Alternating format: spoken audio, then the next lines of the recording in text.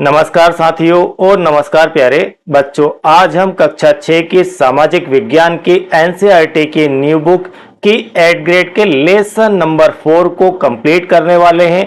और साथियों, यह 8 ग्रेड पुस्तक आपकी जो आप अभी यहाँ पर सॉल्यूशन होते देखेंगे, बहुत ही इंपॉर्टेंट क्वेश्चन आंसर से भरी हुई है। आप मानकर चलिए कि यदि आप इसे कंप्लीट करते हैं तो आपकी बुक के लगभग समस्त इंपॉर्टेंट क्वेश्चन आंसर यहां से कंप्लीट हो जाएंगे। तो यहां पर आपका आज लेसन नंबर 4 है और यह लेसन नंबर 4 है अतीत के चित्रपट, यानी कि इतिहास की समय रेखा एवं इसके स्रोत। यहां पर आपको सही विकल्प के रूप में क्वेश्चन नंबर 1 के लिए दिया गया है। प्रश्न नंबर 1 है, मानव समाज संस्कृतियों का अध्ययन कौन करते थे? मानव विज्ञानी, भूविज्ञानी, जीवाश्म विज्ञानी या फिर पुरातत्व विज्ञानी? तो इसका सही आंसर आपका ए वाला हो जाएगा। मानव समाज की जो संस्कृति है, कल्चर है, उसका अध्ययन जो करते हैं उन्हें हम मानव विज्ञानी कहते हैं। इसके बाद आपका यहाँ पर बहुविकल्पिक क्वेश्चन में क्वेश्चन नंबर 2, पाठ्य पुस्तक के चित्र 4.3 में, यह चित्र इस प्रकार का आपकी पाठ्य पुस्तक के अंदर दिया गया है। तो 4.3 में समय रेखा पर बिंदुकृत हिस्सा छोड़ा गया है, इसके पीछे क्या कारण हो सकता है? ए ऑप्शन है आपका यहाँ पर समय रेखा की लंबाई को सीमित रखने के लिए। तो कुछ हिस्सा इसके अंदर छोड़ा गया है, कुछ स्पेस यहाँ पर दी गई है। उसका क्या कारण है? उसका कारण है कि यह समय रेखा की लंबाई बहुत अधिक हो जाएगी यदि इस प्रकार से हिस्सा नहीं छोड़ा जाता है। तो इसका सही आंसर आपका ए वाला यहाँ पर हो जाता है। चलिए, इसके बाद आपका क्वेश्चन नंबर यहाँ पर 3 है, उपग्राम बड़े गांव में परिवर्तित हो गए जो मुख्यतः भोजन, वस्त्र एवं उपकरण आदि वस्तुओं का आदान प्रदान करने लगे, इन उपग्राम को कहा जाता था। तो इन उपग्राम को क्या कहा जाता था? इन उपग्राम को वल्ली कहा जाता था। आपकी बुक के अंदर यहाँ पर पल्ली लिखा हुआ है, ठीक है।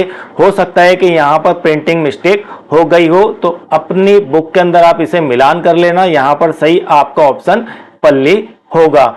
चलिए, इसके बाद क्वेश्चन नंबर 4 है इसका, आदि मानव द्वारा गुफाओं में रंगों द्वारा की गई चित्रकारी को क्या कहा जाता है? तो जो आदि मानव थे वे गुफाओं के अंदर कुछ चित्रकारी करते थे। इस चित्रकारी को वे क्या कहते थे या हम उन्हें किस नाम से जानते हैं? तो हम उसे सेल चित्रों के नाम से जानते हैं। तो आपका यहाँ पर सही आंसर हो जाएगा सी वाला, सेल चित्र। चलिए, इसके बाद क्वेश्चन नंबर 5 है, दुनिया के अधिकांश देशों में त्योहारों की तिथियों की गणना के लिए किस कैलेंडर का उपयोग किया जाता है? साथियों और प्यारे बच्चों, यह एक प्रकार का जीके का भी इंपॉर्टेंट क्वेश्चन है। इस प्रकार के इंपॉर्टेंट क्वेश्चन आपके पीएससी के एग्जाम तक में पूछे जाते हैं। तो दुनिया के काफी सारे देश त्योहारों की तिथियों की गणना के लिए जो कैलेंडर उपयोग करते हैं उसका नाम है ग्रेगोरियन कैलेंडर। इसे आपको वन वर्ड में ही याद रखना है। चलिए, इसके बाद आपका यहां पर क्वेश्चन नंबर 6 है, आप अपने परिवार का इतिहास जानने के लिए किन साधनों का उपयोग या प्रयोग नहीं कर सकते हैं? छायाचित्र, वंशावली, डायरी या फिर रेडियो? यदि आपको अपने परिवार का इतिहास जानना है, आपके यहाँ राव भाट भी आते होंगे, वे लोग पोथी पाने भी रखते हैं, यानी कि आपके परिवार का पूरा लिखित इतिहास उनके पास होता है, तो उसे हम कह सकते हैं डायरी या फिर वंशावली। वो छायाचित्रों के माध्यम से भी हमें हमारे परिवार की जानकारी मिलती है, हमारा इतिहास जानने को मिलता है। यहाँ पर आपका एक ऑप्शन है रेडियो, जो इस प्रकार से हमारी मदद यानी कि परिवार का इतिहास जानने में नहीं करता है। तो डी ऑप्शन यहाँ पर इसका सही हो जाएगा। इसके बाद आपका यहाँ पर क्वेश्चन नंबर 7 है, शताब्दी कितने समय के कालखंड को कहते हैं? आईएमपी क्वेश्चन है और जीके का एक आपके लेवल से बहुत ही बढ़िया क्वेश्चन है कि शताब्दी कितने समय के कालखंड को कहते हैं। तो यहाँ पर इसका सही आंसर आपका सी वाला हो जाएगा। 100 वर्ष के कालखंड को हम शताब्दी कहते हैं। चलिए, इसके बाद आपका यहां पर क्वेश्चन नंबर 8 है, मध्य प्रदेश में कौन सा प्रसिद्ध स्थान है जहां पर विश्व के सर्वाधिक प्राचीन शैल चित्र पाए गए हैं? तो यह जीके का एक आईएमपी क्वेश्चन है और कई एग्जाम के अंदर यह क्वेश्चन पूछा जाता है। मानकर चलिए कि मध्य प्रदेश में होने वाली लगभग कॉम्पिटिटिव एग्जाम के अंदर भीमबेटका से एक क्वेश्चन जरूर आता है। तो यहां पर ऑप्शन बी आपका राइट हो जाता है और इसे आपको वन वर्ड में ही याद भी कर लेना है। चलिए इसके बाद क्वेश्चन नंबर 9 है, इतिहास जानने का कलात्मक स्रोत कौन सा नहीं है? किस प्रकार का सोर्स, कलात्मक सोर्स कौन सा नहीं है? चित्रकला यह भी कलात्मक है, मूर्तिकला यह भी कलात्मक है, पट्टिकाएं यह भी कलात्मक है, जो सिक्के होते हैं यह कलात्मक नहीं होते हैं। तो इतिहास जानने का सोर्स सिक्के तो है लेकिन यह कलात्मक स्रोत नहीं है, इसलिए ऑप्शन डी आपका यहां पर राइट हो जाएगा। चलिए इसके बाद ऑब्जेक्टिव में क्वेश्चन नंबर 10, समय की गणना के लिए इनमें से कौन सी विधि उपयोग नहीं की जाती है? किसकी गणना के लिए? टाइम के कैलकुलेशन के लिए, इसकी गणना के लिए कौन सी विधि या कौन सी शब्द यहां पर दिया गया, इनका उपयोग नहीं किया जाता है। तो यहां पर आपका सही आंसर हो जाएगा बी वाला, पैमाना दूरी मापने के लिए बनाया जाता है, इसलिए ऑप्शन बी आपका यहां पर राइट हो जाएगा। इस नहीं के कारण आपका पैमाना आएगा।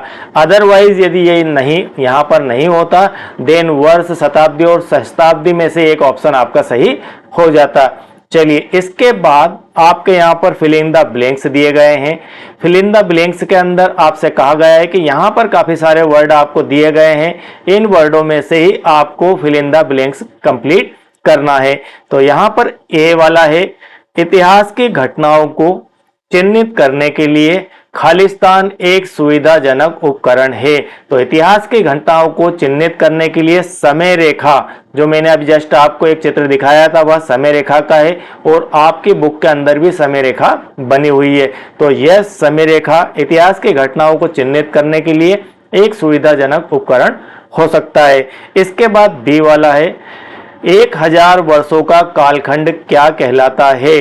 तो 1000 वर्षों का कालखंड शताब्दी कहलाता है।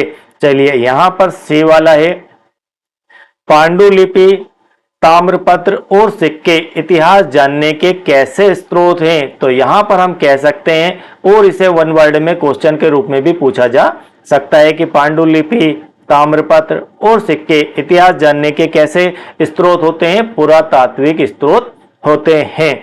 चलिए डी वाला है, मानव पौधों एवं पशुओं द्वारा अपने पीछे छोड़े गए अवशेषों जैसे घड़े, पात्र, मूर्तियां और हड्डियों का अध्ययन करने वाले क्या कहलाते हैं?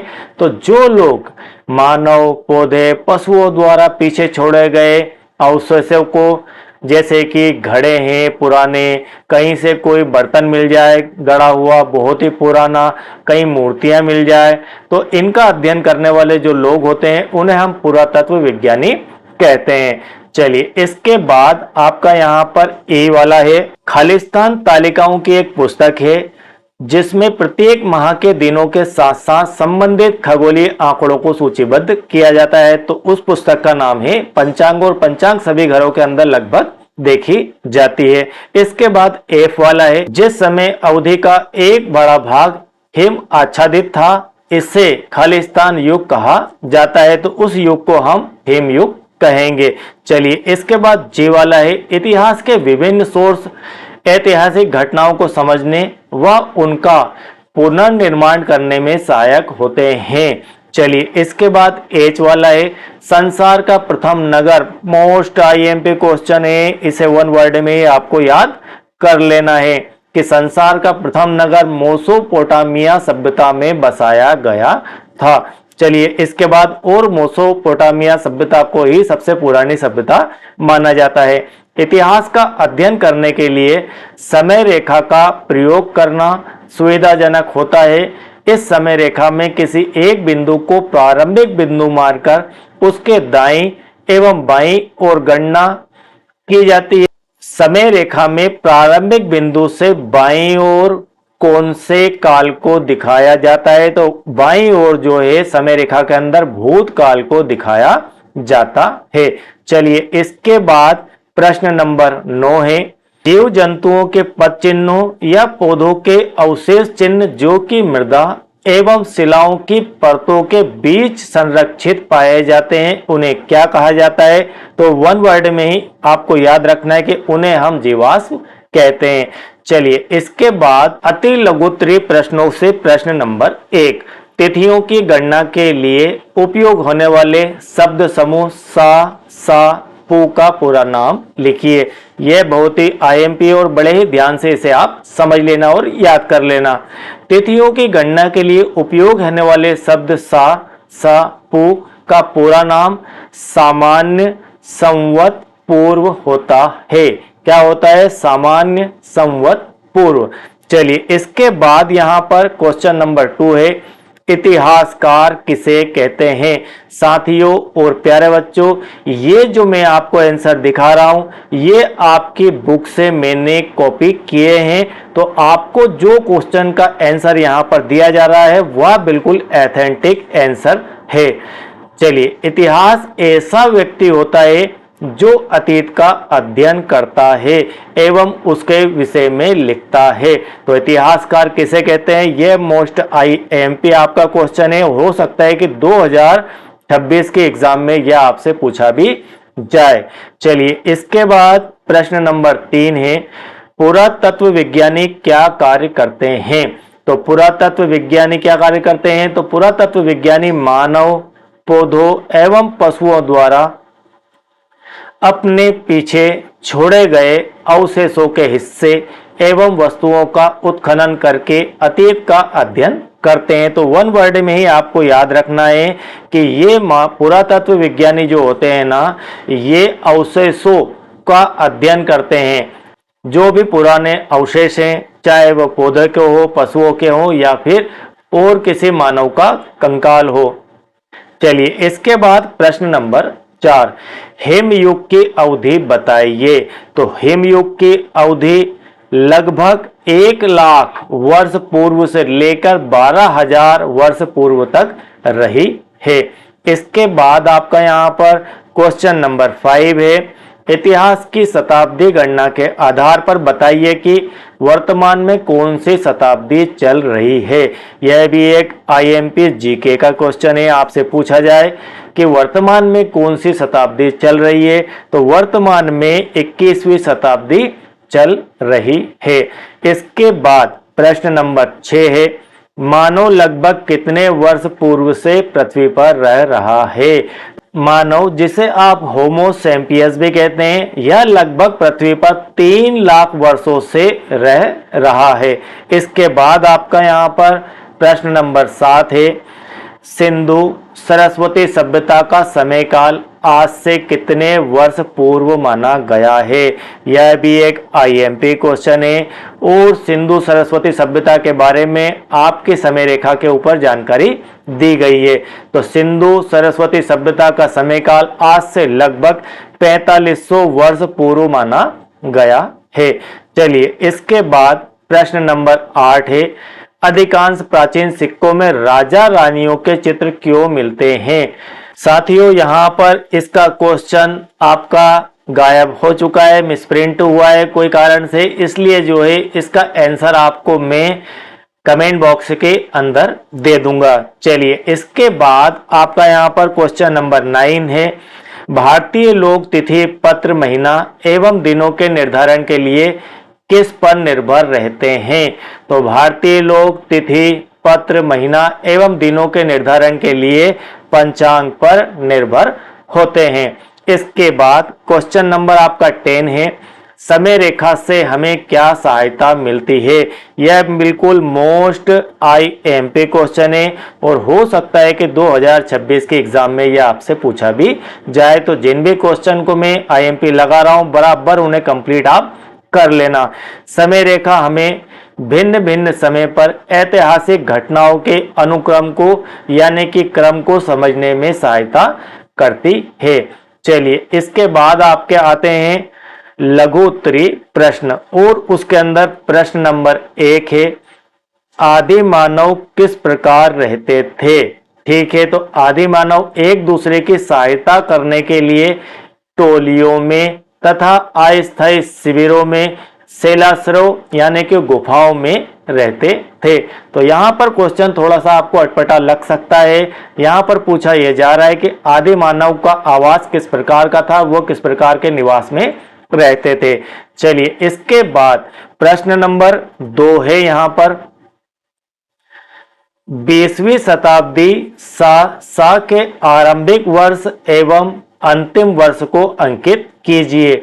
तो 20वीं शताब्दी के सा का आरंभिक वर्ष 1901 व अंतिम वर्ष 2000 होगा। अब आप इस बात को बड़े ही ध्यान से समझ लीजिए, आप बहुत ही कंफ्यूज होते हैं। यहाँ पर 20वीं शताब्दी चल रही है ना, यहाँ तो 21वीं चल रही है। मान लीजिए 20वीं शताब्दी है, तो 20वीं शताब्दी का जो प्रारंभ है वह 1901 से होगा और कहां तक जाएगी, 2000 तक जाएगी। कौन सी शताब्दी, 20वीं शताब्दी।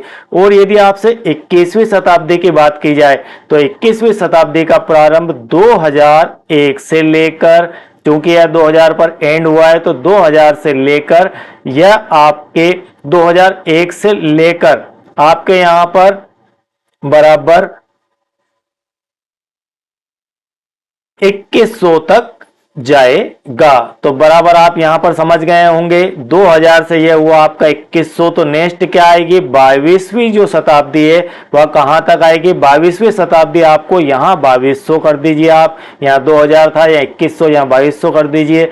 और यहां इसके बाद 2101 से लेकर 2200 तक हो जाएगा। आपको क्वेश्चन एक और बीच में आएगा जिसमें आपसे 1900 और 18वीं शताब्दी के बारे में पूछा जाएगा, तो इसे आप यहां पर क्लियर कर लीजिए।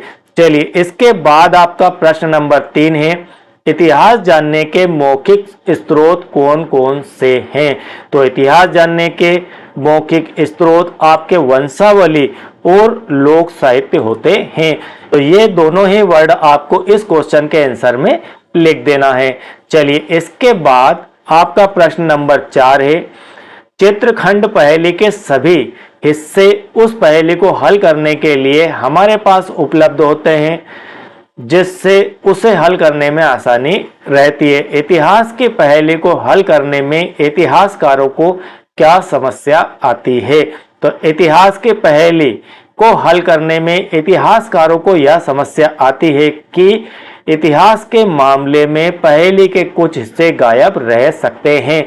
मान लीजिए इतिहासकार किसी अतीत की घटना को जान रहे हैं और उस घटना को जानते जानते ऐसा हुआ कि कहीं कोई 50 वर्ष का कार्यकाल की जानकारी उनको नहीं मिल पा रही है, तो इस पीरियड में जानकारी एब्सेंट है, देन उसको या उनको इससे पहले की जानकारी कलेक्ट करने में दिक्कत आएगी। तो इस प्रकार से इतिहासकारों को दिक्कत आती है।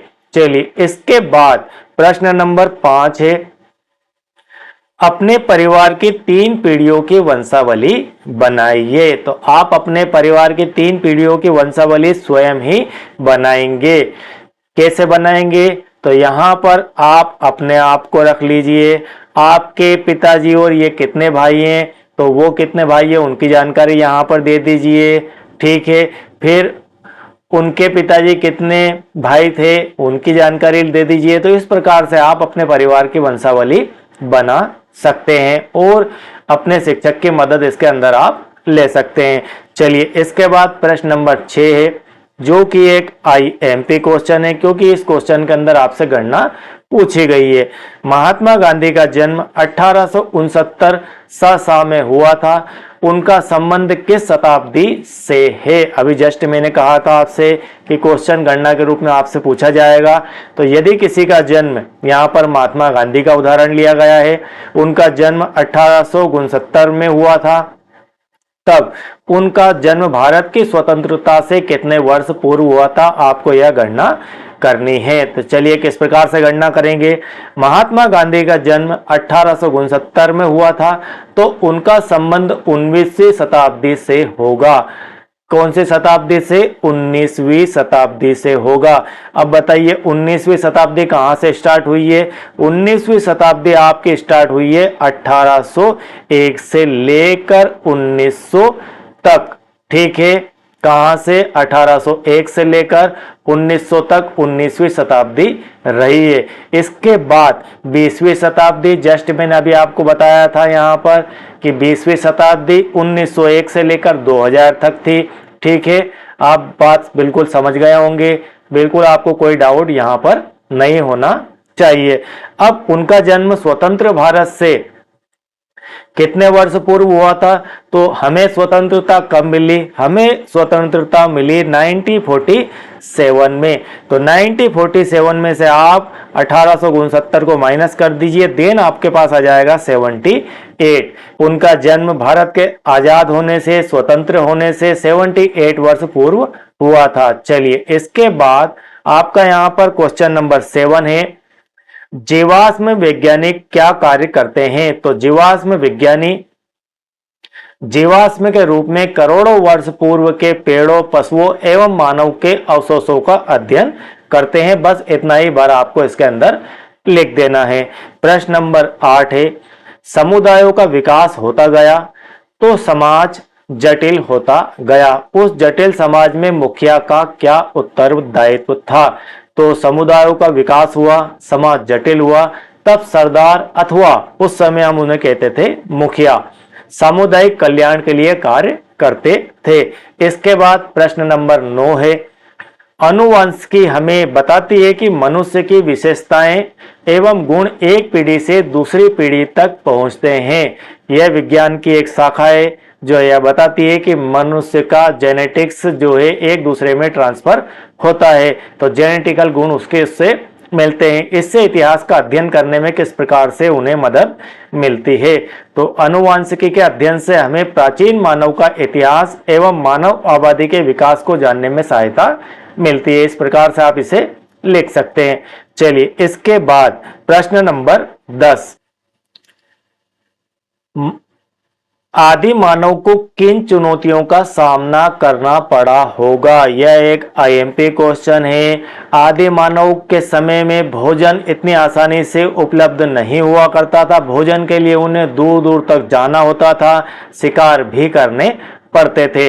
रहने के लिए कोई उनके पास स्वयं का मकान नहीं होता था और साथ में स्वयं की रक्षा भी करना उनको लिए बड़ी चुनौती होती थी, क्योंकि जानवर हिंसक हुआ करते थे उस समय। वे भी उन आदि मानव को खाकर अपना जीवन चलाते थे। तो इस प्रकार से सभी एक दूसरे पर निर्भर थे, तो सभी को अपनी अपनी रक्षा करना होती थी। चलिए, इसके बाद आपका यहां पर दीर्घ उत्तरीय क्वेश्चन से क्वेश्चन नंबर 1, जो कि बहुत ही आईएमपी क्वेश्चन है। इतिहास को समझने में विभिन्न स्रोत हमारी क्या सहायता कर सकते हैं? तो इतिहास के विभिन्न स्रोत है। ये इतिहास के विभिन्न स्रोत ऐतिहासिक घटनाओं को समझने एवं उनका पुनर्निर्माण करने में सहायक होते हैं। चलिए, इसके बाद क्वेश्चन नंबर 2 है, सहस्त्राब्दी की गणना किस प्रकार करेंगे? एक उदाहरण के द्वारा स्पष्ट कीजिए। यह भी गणना आधारित आपका क्वेश्चन है, इसलिए यह भी आईएमपी है। सहस्त्राब्दी 1000 वर्षों का कालखंड होता है। इतिहास में एक साथ से लेकर प्रत्येक सहस्त्र वर्ष के लिए सहस्त्राब्दी की गणना की जाती है। उदाहरण, हम तीसरी सहस्त्राब्दी में हैं, जो 2001 से लेकर 3000 तक चलेगी। यानी कि 2001 से लेकर 3000 तक चलने वाली सहस्त्राब्दी को हम कहेंगे तीसरी सहस्त्राब्दी। और अभी हम इस समय वर्तमान में इसके अंदर ही चल रहे हैं। चलिए, इसके बाद आपका यहां पर प्रश्न नंबर 3 है, जो आपके लिए ही बना हुआ है। 1907 से लेकर आज तक की एक समय रेखा बनाइए एवं इस पर अपनी जन्म तिथि अंकित कीजिए। तो इस प्रकार से आप समय रेखा बना सकते हैं। यहाँ पर 1910, 1920 से लेकर 1990 और ये आपका 2000 और 2010 और 2020। तो आपका जन्म लगभग मान के चलिए कि 2015-14 के बीच में रहा होगा। देन आप यहाँ पर इस प्रकार से उसे चिन्हित कर सकते हैं। चलिए इसके बाद आपका यहाँ पर प्रश्न नंबर 16 है। बहुत ही IMP क्वेश्चन है और यह भी गणना आधारित प्रश्न है। हो सकता है कि 2026 के एग्जाम में आपसे यह पूछा भी जाए। गौतम बुद्ध का जन्म 560 सा पूर्व में हुआ था। क्या आप गणना कर सकते हैं कि उनका जन्म आज से कितने वर्ष पूर्व हुआ था? यदि महात्मा बुद्ध का जन्म 560 सा पूर्व हुआ था, आज हम 2024 सा में हैं, तो महात्मा बुद्ध का जन्म कितने वर्ष पूर्व हुआ था? इसकी जानकारी के लिए आप क्या करेंगे? 560 तो आपका क्या है पूर्व का, प्लस यहां 2024 आप यह वाले जोड़ देंगे।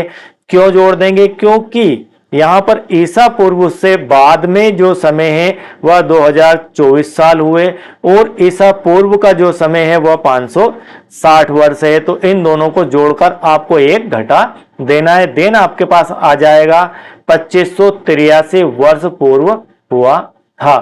तो बात आपको शायद समझ में आ गई होगी। यहां पर वर्ष को इस तरफ जो है हम ईसा पूर्व का मानते हैं, ठीक है। ईसा मसीह के बाद का जो है समय यह है और ईसा मसीह के जन्म से पूर्व का समय यह होता है। तो यह पूर्व का समय है, यहां पर लिखा हुआ है पूर्व, यानी कि आपको इस जीरो से पूर्व जाना है। जीरो के बाद का जो समय है वह 2024 चल रहा है, ठीक है। तो 2024 यहां पर लिया गया है, आप इसे 2025 कर सकते हैं। तो यहां पर एक वर्ष और बढ़ जाएगा, तो 2500 यह हो जाएगा आपका 84, ठीक है। तो 560 प्लस 2025 ऋण 1 करेंगे तो फाइनली आंसर आपका जाएगा 2584। क्योंकि यह बुक जो है बनी थी उस समय 2024 में यह टाइप हुई है, तो यहां पर 2024 को कैलकुलेट करके ले लिया गया है। अब आप 2025 के लिए देखेंगे तो इस प्रकार से, और 2026 में आप 26 लेके एक और वर्ष को यहां पर बढ़ा लेंगे। चलिए इसके बाद आपका यहां पर क्वेश्चन नंबर 5 है। चित्रखंड पहली जिंक्सा की तरह इतिहासकार इतिहास का अध्ययन किस प्रकार करते हैं? तो इतिहासकार जब किसी इतिहास के स्रोत से किसी वस्तु का इतिहास जानते हैं तब उनको भी नए तथ्य और नई जानकारी वहां से मिलती है। फिर उन तथ्यों और जानकारी के साथ वह पुनः इतिहास को जानने की कोशिश करते हैं, तब उनको वहां पर और पुराना इतिहास मिलता है। फिर इस प्रकार से यह कभी ना खत्म होने वाली पहेली बन जाता है। तो आप जितना भी पीछे जानते जाएंगे आपको और रोचक जानकारियां मिलती जाएगी, फिर और जानेंगे और रोचक जानकारी आपको पुनः मिलेगी। तो इस प्रकार से यह आपकी 8 ग्रेड यहां पर समाप्त होती है। उसके सारे इंपोर्टेंट क्वेश्चन आंसर यहां पर कंप्लीट होते हैं। और यदि आप गणित प्रकाश की बुक जानना चाहते हैं, पढ़ना चाहते हैं और उसके क्वेश्चन आंसरों को कंप्लीट करना चाहते हैं तो उसके भी लिंक आपको नीचे डिस्क्रिप्शन में देखने को मिल जाएगी। इसके साथ में विज्ञान की 8 ग्रेड भी मेरे द्वारा कंप्लीट करवाई गई है, तो उसके लेसन भी आप नीचे वीडियो में लिंक दी गई है, वहां से कंप्लीट कर सकते हैं। और सोशल साइंस के समस्त पार्ट आपको उसी लिंक से मिल जाएंगे। यदि साथियों वीडियोस आपके लिए हेल्पफुल हो तो इन्हें आप लाइक कीजिए, आप इनको अपने दोस्तों को सजेस्ट कीजिए। और एनसीईआरटी की यह पुस्तक नहीं है तो यह क्वेश्चन आंसर पूरी तरह से आप कंप्लीट करके रखिए। बस इन्हीं के अंदर से ही आपकी एग्जाम में क्वेश्चन पूछे जाएंगे। Thank you very much.